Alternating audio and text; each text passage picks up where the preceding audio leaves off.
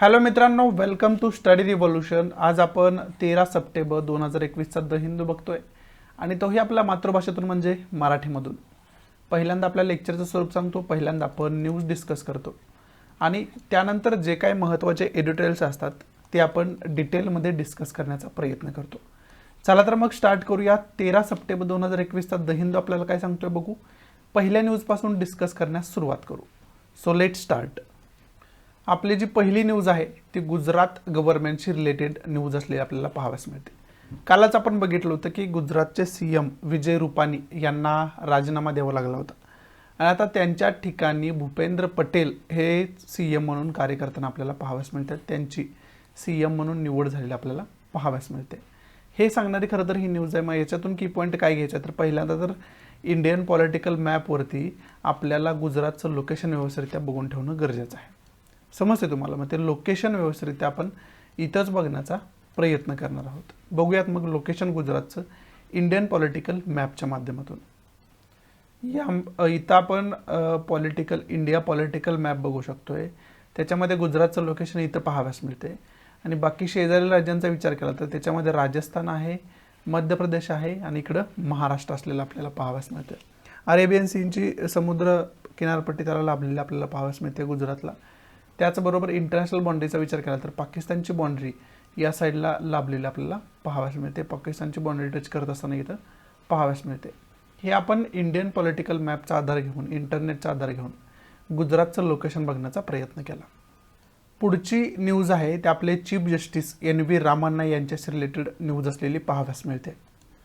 ते 128th anniversary of a historic Chicago address Swami Vivekananda, म्हणजे स्वामी विवेकानंद नंदानी जे शिकागो परिषदमध्ये भाषण दिलं होतं त्याला जवळजवळ आत्तापर्यंत 128 वर्ष पूर्ण झालेले आपल्याला पाहावयास मिळते आणि त्याला उद्देशूनच चीफ जस्टिस ऑफ इंडिया जे NV रामण्णा आहेत ते स्पीच देत असताना आपल्याला पाहावयास मिळालं। त्या स्पीचमध्ये विशेष करून त्यांनी यूथला संबोधून काय संदेश दिलेला आपल्याला पाहावयास मिळाला। त्यांनी हे सांगितलं की समाजासाठी अनेक लोकांनी सॅक्रिफाईस केलेलं आहे आणि त्याची जाणीव यूथला असायला पाहिजे। ते जे सोशल रियालिटी ती आहे ती यूथने जाणून घ्यायला पाहिजे। समाजाच्या पुढचे आव्हानं काय आहेत ते यूथने जाणून घ्यायला पाहिजे आणि त्या दृष्टीतून आपली पावलं टाकायला पाहिजे, असं सुद्धा त्यांनी यूथला उद्देशून बोललेलं आपल्याला पाहावयास मिळालं। समजते तुम्हाला? आणि ते सांगणारी ही न्यूज असलेली आपल्याला पाहावयास मिळते। मग याच्यामधून की पॉईंट काय घेऊ शकतो तर 158वी ॲनिव्हर्सरी, 128 वर्ष शिकागो परिषदेला पूर्ण होत आहेत। त्यामुळं काल पण मी हे सांगितलं होतं आणि आज पण सांगतोय की पहिला की पॉईंट आपला हा होतोय की जो कालखंड शिकागो परिषदेचा आहे आणि विवेकानंदांची जी कारकीर्द आहे, विवेकानंदाचं कालखंड आहे, त्याच्याशी रिलेटेड जेवढी काही इन्फॉर्मेशन आहे ना ती इन्फॉर्मेशन आपण व्यवस्थितरित्या अभ्यास करून ठेवणं गरजेचं आहे। समजते? हिस्ट्रीच्या दृष्टीतून ते खूप महत्त्वाचं होऊन बसतं। हा पहिला की पॉईंट आहे। दुसरा की पॉईंट काय तर हे बोलते कोण तर chief justice of India NV Ramana. मग आता आपल्या देशामध्ये चीफ जस्टिस ऑफ इंडियाची नेमणूक कशा पद्धतीने होत असते त्याची डिटेल इन्फॉर्मेशन असायला पाहिजे। इंडियन कॉन्स्टिट्यूशनमध्ये त्याच्याशी रिलेटेड तरतुदी काय काय आहेत त्याची डिटेल इन्फॉर्मेशन असायला पाहिजे। पात्रता त्या पदासाठी कोणकोणती आहे, कशा पद्धतीची आहे त्याची डिटेल इन्फॉर्मेशन असायला पाहिजे। समजते? हा दुसरा की पॉईंट आपला या न्यूजमधून होऊ शकतोय। हे दोन की पॉईंट या न्यूजमधून आपण अभ्यासासाठी घेऊ शकतोय। पुढची न्यूज आहे लाईट कॉम्बॅटिंग एअरक्राफ्टशी रिलेटेड असलेली आपल्याला न्यूज पाहावयास मिळते। लाईट कॉम्बॅट एअरक्राफ्ट LCA शी रिलेटेड असलेली न्यूज आपल्याला पाहावयास मिळते आणि MK2 हे जेट निर्मिती लवकरच सुरुवात होणार असल्याचं सायंटिस्टनं सांगितलं आहे। त्याच्याशी रिलेटेड जे मेटल कटिंगची प्रोसेस आहे ती लवकरच सुरू होणार असल्याची सूचना सायंटिस्ट जे आहेत त्याच्याशी रिलेटेड वैज्ञानिक जे आहेत त्यांनी दिलेली आपल्याला पाहावयास मिळते। आणि हे जे MK2 जेट डेव्हलप केलं जाईल ते आत्ता जे जेट आपण यूज करतो युद्धासाठी त्याच्यापेक्षा जास्त डेव्हलप्ड असलेलं आपल्याला पाहावयास मिळते आणि ते 2023 पर्यंत अस्तित्वात येईल। आपल्या सैन्यामध्ये सुद्धा त्याचा यूज सुरू होईल अशा प्रकारचा अंदाज सायंटिस्टने सांगितलं आपल्याला पाहावयास मिळतो। मग याच्यातून की पॉईंट काय आहे? पहिला की पॉईंट तर MK2 विषयी डिटेल इन्फॉर्मेशन आपल्याला असायला पाहिजे। याचं वैशिष्ट्य काय आहे, हे कोणत्या देशाची मदत घेऊन डेव्हलप केलं जातं आहे, किंवा मग इंडिजिनसली म्हणजे भारतातच डेव्हलप केलं जाते, ही जी छोटीशी इन्फॉर्मेशन याच्या विषयीची असते ती इन्फॉर्मेशन आपण काढून ठेवायला पाहिजे. हा पहिला की पॉईंट आहे. दुसरा की पॉईंट आपला काय होऊ शकतो, तर आत्ता आपण जे लाईट कॉम्बॅट एअरक्राफ्ट असू द्या किंवा जेट आत्ताचे जे आपण वापरत आहोत ना, ते आत्ताचे जेट जे आहेत ते कशा पद्धतीचे आहेत, त्याच्यामध्ये आपण मग कोणत्या देशाची मदत घेतली आहे की ते इंडिजिनसली डेव्हलप केले गेलेले आहेत, त्याचीसुद्धा डिटेल इन्फॉर्मेशन आपल्याला असणं कुठंतरी गरजेचं आहे. हे 2 की पॉईंट आपण या न्यूजच्या अंतर्गत घेऊ शकतोय.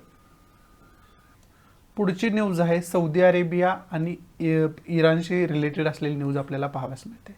आणि सौदी अरेबिया आणि इराणचे फॉरेन मिनिस्टर जे आहेत दोन्ही देशांचे, ते पुढच्या कालावधीमध्ये भारतामध्ये भेट देताना आपल्याला, भारतीय ऑफिशियल्सना भेट देताना आपल्याला पाहाव्यास मिळतील.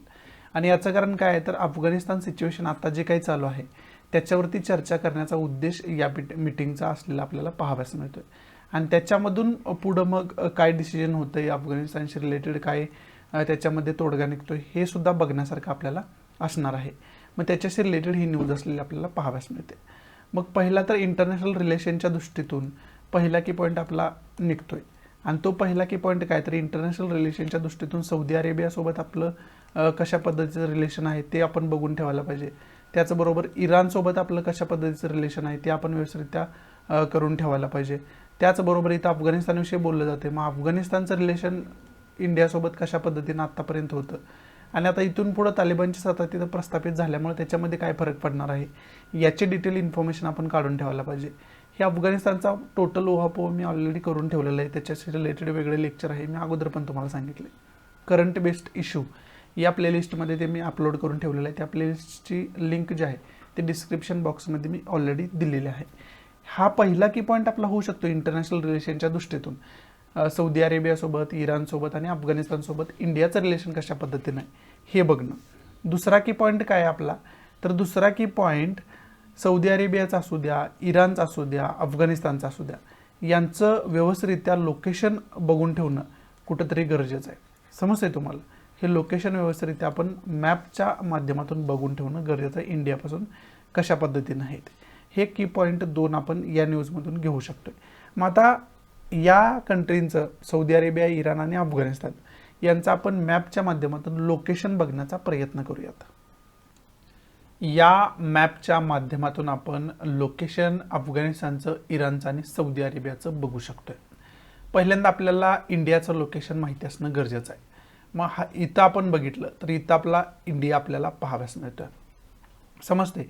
आणि आता मग आपल्याला इंडियापासून या कंट्रींचं लोकेशन कशा पद्धतीनं आहे हे बघणं खरं तर गरजेचं आहे. मग आता इथं आपला इंडिया आहे, इथून तुम्ही या साईडला गेला तर इथं अफगाणिस्तानचं लोकेशन आपण जवळजवळ रोजच आपण अफगाणिस्तानचं लोकेशन बघतोय. इथून या साईडला गेला तर अफगाणिस्तानचं लोकेशन आहे, त्यानंतर इथून या साईडला गेला तर इथं इराणचं लोकेशन पाहाव्यास मिळतोय, आणि इथून या साईडला गेला तर इथं आपल्याला सौदी अरेबियाचं लोकेशन पाहाव्यास मिळतंय, समजते. आणि या विशेष करून सौदी अरेबिया आणि इराणचे फॉरेन मिनिस्टर जे आहेत ते इंडियाला भविष्यात भेट देताना आपल्याला पाहाव्यास मिळतील, असं त्या न्यूजमध्ये सांगितलेलं पाहाव्यास मिळते. मग इतर टॉपोग्राफीचा विचार केला तर त्याच्यामध्ये इकडं कॅस्पियन सी आहे, इथं ब्लॅक सी आहे, इकडं मेडिटरेनियन सी आपल्याला पाहाव्यास मिळतोय, इकडं तैरेनियन सी आहे, इथं रेड सी आहे, इथं गुल्फ ऑफ ॲडन आहे, इथं पर्शियन गुल्फ आहे, इथं गुल्फ ऑफ ओमानचा एरिया पाहाव्यास मिळतो, आणि हा जो आहे तो अरेबियन सी असलेला आपल्याला पाहाव्यास मिळतोय, समजते. हे आपण प्रयत्न केलं इराणचा, सौदी अरेबियाचा आणि अफगाणिस्तानचं लोकेशन बघण्याचा.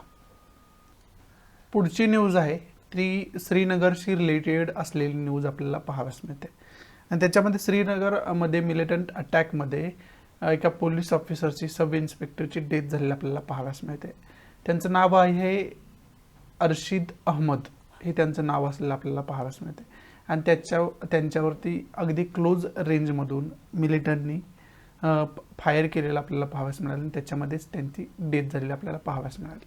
आणि हे या इमेजमध्ये आपण बघू शकतो की कशा पद्धतीनं त्यांची फॅमिली जी आहे ती त्यांच्या डेथच्या न्यूजमुळं आक्रोश व्यक्त करत असताना आपल्याला पाहाव्यास मिळतात. ते सांगणारी खरं तर ही न्यूज असलेली आपल्याला पाहाव्यास मिळते. पुढची न्यूज आहे ती तालिबानशी रिलेटेड न्यूज असलेली आपल्याला पाहाव्यास मिळते. आता तालिबानचा 1996चा ते 2001चा पिरियड बघितला होता, त्यावेळेस सुद्धा अफगाणिस्तानवरती तालिबानची सत्ता होती.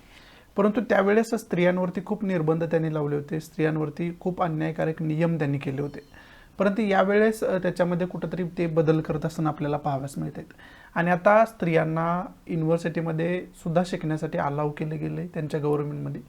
परंतु फक्त काय होईल तर जेंडर सेग्रिगेटेड युनिव्हर्सिटीज असतील, म्हणजे मुलींनी फक्त मुलींच्या युनिव्हर्सिटीमध्येच असेल ते एज्युकेशन घ्यायचं आणि मुलांनी मुलांसाठी बनवलेल्या युनिव्हर्सिटीसाठी एज्युकेशन घ्यायचं, म्हणजे जेंडर सेग्रिगेशन केलेलं त्याच्यामध्ये आपल्याला पाहाव्यास मिळते. ते सांगणारी खरं तर ही न्यूज आहे. आणि अफगाणिस्तानचं लोकेशन ऑलरेडी आपण बघितलेलं आहे. अफगाणिस्तानचे की पॉईंट आपण काय बघायचं हे पण मी ऑलरेडी तुम्हाला सांगितलेलं आहे. इथं आपल्या ज्या महत्त्वाच्या न्यूज होत्या ना त्या महत्त्वाच्या न्यूज समाप्त होत आहेत. आता आपण जे काही महत्त्वाचे एडिटोरियल्स आहेत ते डिस्कस करण्याचा प्रयत्न करूयात. आजचे जे दोन्ही आर्टिकल्स आहेत, दोन्ही एडिटोरियल्स आहेत ना, ते एकाच विषयाशी रिलेटेड विशेष करून असलेले पाहाव्यास मिळत आहेत. आणि तो विषय आहे 9/11चा जो अटॅक झाला होता त्या अटॅकशी रिलेटेड असलेले आपल्याला पाहाव्यास मिळतात. हे पण आर्टिकल तेच आपल्याला सांगतंय. आणि त्यानंतर त्याच्या पुढचं जरी आर्टिकल आपण बघितलं तरी ते सुद्धा आर्टिकल त्याच्यावरतीच भाष्य करणारं आर्टिकल असलेलं पाहाव्यास मिळते. सप्टेंबर 11 म्हणजे 9/11ची ही डेट असलेली आपल्याला पाहाव्यास मिळते, तारीख असलेली पाहाव्यास मिळते आपल्याला. 11 सप्टेंबर रोजी तो अटॅक झाला होता 9/11चा USA विशेष करून. आणि त्याच्याशी रिलेटेड भाष्य करणारी ही आर्टिकल्स असलेले आपल्याला पाहाव्यास मिळतं. मग आता या दोन आर्टिकल्समध्ये कशा पद्धतीने इन्फॉर्मेशन सांगितलेले आहे, कशा पद्धतीनं डिस्कशन केलेलं आहे आणि त्याची जोड कशा पद्धतीनं अफगाणिस्तानशी रिलेटेड आहे हे या दोन आर्टिकलमध्ये डिस्कस केलेलं आपल्याला पाहाव्यास मिळते. मग आता आपण ह्या आर्टिकलमध्ये जी काही इन्फॉर्मेशन थोडीफार दिलेली आहे ना ती मॅपच्या माध्यमातून मी तुम्हाला समजावून सांगतो. त्याच्या अगोदर आपण काही इमेज बघूया की 9/11चा जो अटॅक झाला होता ना त्याच्या काही इमेज बघूया, म्हणजे तुम्हाला व्यवस्थितरित्या समजून घेता येईल की तो अटॅक कशा पद्धतीने झाला होता आणि तुमच्या माइंडमध्ये एक इमेजसुद्धा त्याच्या रिलेटेड क्रिएट होईल. इथं आपण त्या अटॅकशी रिलेटेड जे काय इमेजेस आहेत त्या इमेजेस बघू शकतोय. अशा पद्धतीनं दोन महत्त्वाच्या बिल्डिंग्सवरती विमानं क्रॅश केली गेली होती आतंकवादी संघटनांकडून. आणि त्या अटॅकशी रिलेटेड ज्या इमेजेस आहेत त्या इथं तुम्ही बघू शकता. आणि याच्यामध्ये जवळजवळ 2000च्या आसपास लोक याच्यामध्ये मारले गेले होते, समजते तुम्हाला. आणि त्यामुळं हा खूप महत्त्वाचा त्यावेळेसचा इन्सिडंट ग्लोबल लेवलला खरं तर मानला जातो. हे आपण इमेजमध्ये बघू शकतोय. पहिल्यांदा एक विमान क्रॅश केलं गेलं एका बिल्डिंगवरती आणि हे जे दुसरं विमान आहे ते सुद्धा क्रॅश होताना इथं आपल्याला पाहाव्यास मिळते. आणि हे विशेष करून क्रॅश आपल्याला मानता येत नाही, तर हा अटॅक आहे. हे जाणून बुजून जी विमान आहेत ती त्या बिल्डिंगला धडकवण्यात आलेलं आपल्याला पाहाव्यास मिळालं होतं. हे इथं विमान तुम्ही बघू शकता आणि इथंच दुसऱ्या इमेजमध्ये हे विमान इथं या बिल्डिंगवरती क्रॅश केलेलं आपल्याला पाहाव्यास मिळते, समजते तुम्हाला. आणि त्याच्याशी रिलेटेड ह्या इमेज असलेल्या आपल्याला पाहाव्यास मिळतात. आणि ह्या दोन महत्त्वाच्या बिल्डिंग जवळजवळ टोटल कोलॅप्स या अटॅकमध्ये झालेल्या आपल्याला पाहाव्यास मिळाल्या होत्या. टोटल कोलॅप्स झाल्या होत्या या बिल्डिंग त्या अटॅकमुळं. आणि त्यामुळं याच्यामध्ये या बिल्डिंगशी रिलेटेड जेवढी काही लोकं होती ती लोकं याच्यामध्ये बऱ्यापैकी डेथ झालेली, बऱ्यापैकी इंजोर्ड झालेली आपल्याला पाहाव्यास मिळाली होती त्यावेळेस. ह्या खरं तर 2001 मधला इन्सिडेंट आपल्याला पाहाव्यास मिळतं, समजते तुम्हाला.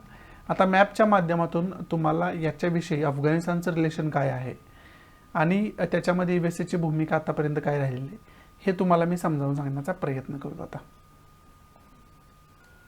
त्या ज्या इमेजेस आता आपण बघितले ना त्याचा मास्टर माइंड जो होता ना तो मास्टर माइंड होता लादेन. अल कायदा या संघटनेचा फाउंडर, संस्थापक सदस्य आणि प्रमुख सुद्धा तो होता.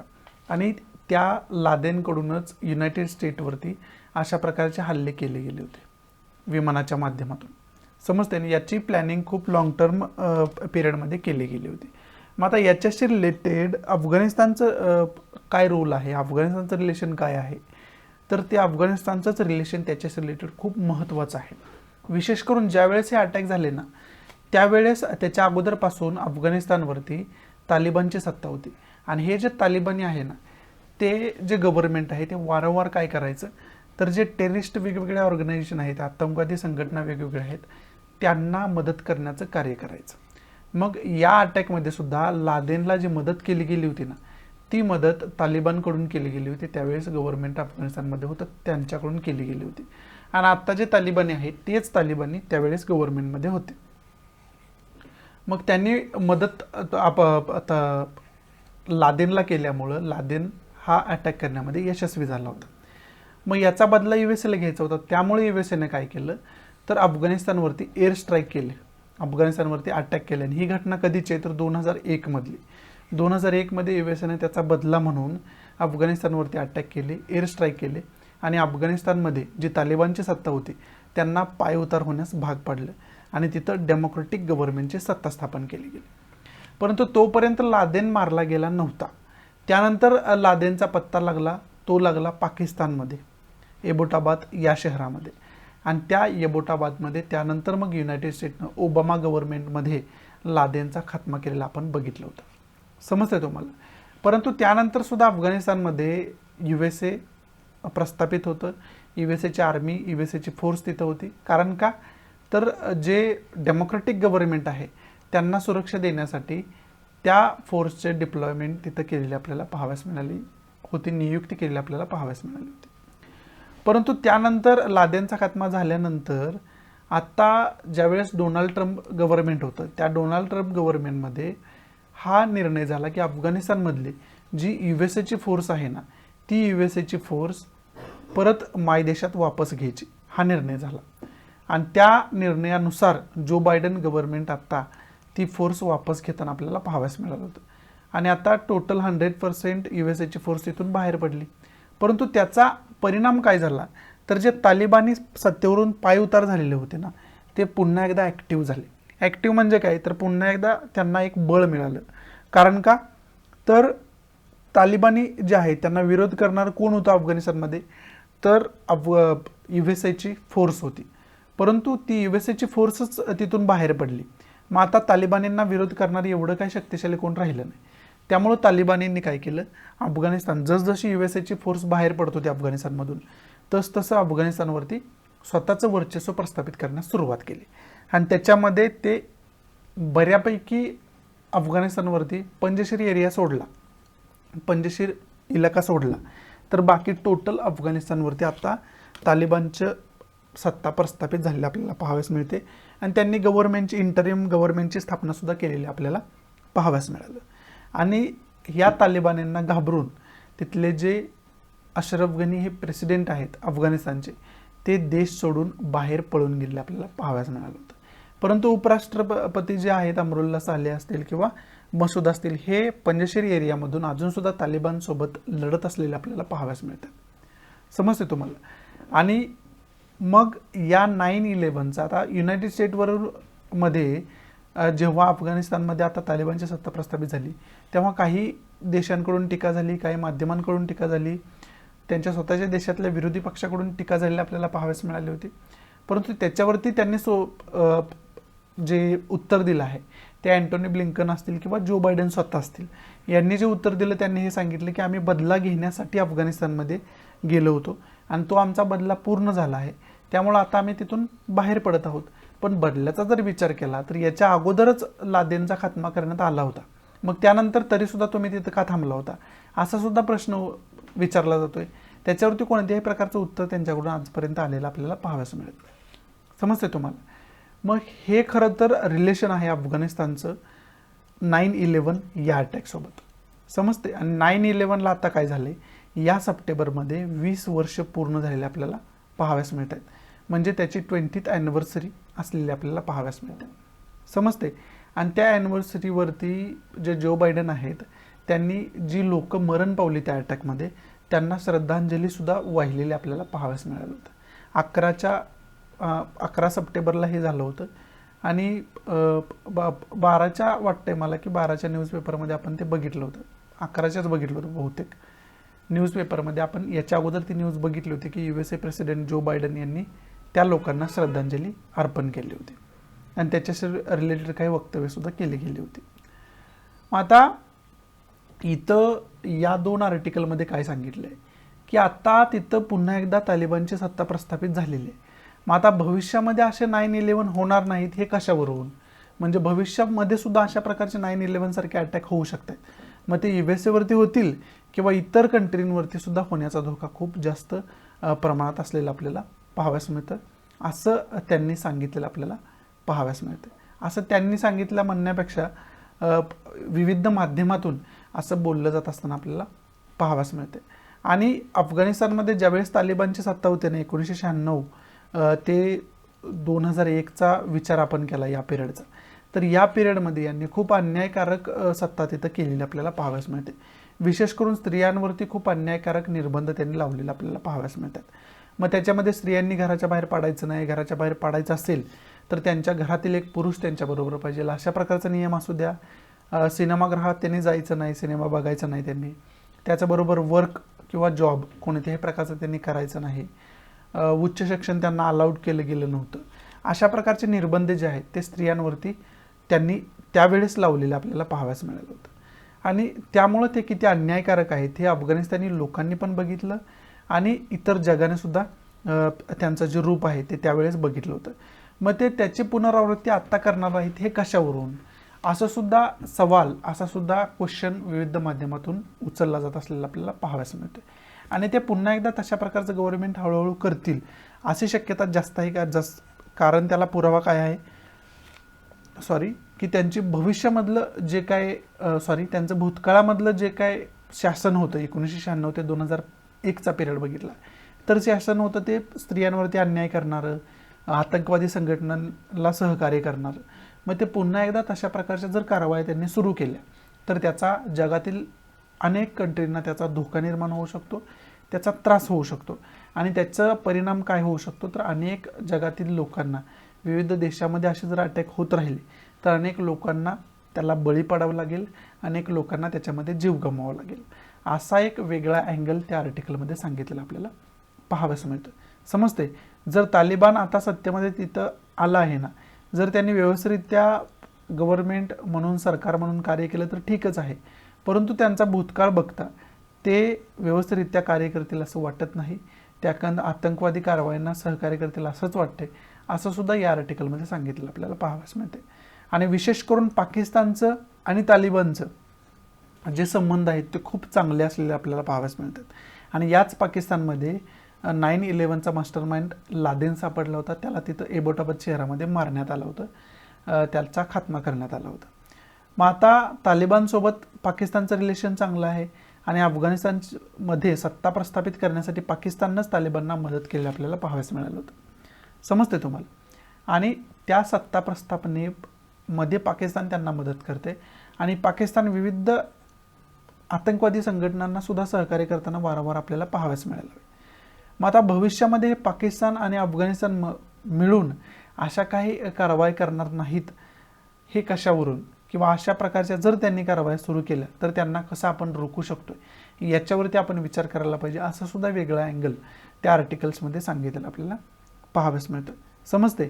आणि याचा इंडियाला सुद्धा धोका आहे, कारण पाकिस्तानसोबतचं इंडियाचं रिलेशन बघितलं, चायनासोबतचं इंडियाचं रिलेशन बघितलं, हे खूप तणावाचं राहिलेलं आहे. आणि आता अफगाणिस्तानमध्ये जवळजवळ 2 ट्रिलियनची आपण आत्तापर्यंत इन्व्हेस्टमेंट केली होती. कारण का तर तिथं डेमोक्रेटिक गव्हर्नमेंटची स्थापना झाली होती. परंतु आता तालिबानची सत्ता प्रस्थापित झाली आणि त्यांचा संबंध पाकिस्तानसोबत असू द्या, चायनासोबत असू द्या, ते खूप चांगल्या पद्धतीनं डेव्हलप झालेले आपल्याला पाहावयास मिळते, कारण तालिबानची सत्ता प्रस्थापित झाल्यामुळे. आणि इंडियासोबत ऑब्वियस आहे त्यांचे संबंध आता बिघडलेले आहेत किंवा भविष्यात बिघडताना आपल्याला पाहावयास मिळतील. मग आता त्याचा फायदा पाकिस्तान असेल किंवा चायना असेल हे इंडियाच्या विरोधात घेताना भविष्यामध्ये आपल्याला पाहावयास मिळतील. आणि तो सुद्धा एक वेगळा अँगल इंडियाच्या माध्यमातून आपण अभ्यास करून ठेवणं कुठेतरी गरजेचं आहे, असं या आर्टिकलमध्ये सांगण्याचा प्रयत्न केलेला, या दोन्ही आर्टिकलमध्ये सांगण्याचा प्रयत्न केलेला आपल्याला पाहावयास मिळतं. हे मी तुम्हाला दोन्ही आर्टिकलमध्ये जे काय सांगितले ते सांगण्याचा प्रयत्न केला. एवढेच एडिटोरियल्स जे आहेत ते महत्त्वाचे एडिटोरियल्स आजच्या द हिंदूमध्ये आहेत, ते मी तुम्हाला चांगल्या पद्धतीनं, सोप्या पद्धतीनं समजावून सांगण्याचा प्रयत्न केला. या नोटवरती आजचा द हिंदू इथं समाप्त मी करतोय. आशा आहे की मी तुम्हाला चांगल्या पद्धतीनं आजचा द हिंदू आपल्या मातृभाषेतून म्हणजे मराठीमधून समजावून सांगू शकलो असेल. जर आवडत असेल तर प्लीज लाईक करा, नसेल तर डिसलाईक करा. डिसलाईक का केलं हे कमेंट बॉक्समध्ये नक्की सांगा, जेणेकरून तुमच्या इन्स्ट्रक्शननुसार त्याच्यामध्ये मी इम्प्रोव्हायझेशन करू शकेन. आणि आपला टेलिग्राम चॅनलसुद्धा जॉईन करा, जेणेकरून इतर काय अपडेट्स असतील लेक्चरविषयी त्या तुम्हाला वेळोवेळी मिळत राहतील. आणि प्लीज जास्तीत जास्त आपल्या मराठी विद्यार्थ्यांना हे शेअर करा, जेणेकरून सर्व मराठी विद्यार्थ्यांना याचा फायदा होऊ शकेल.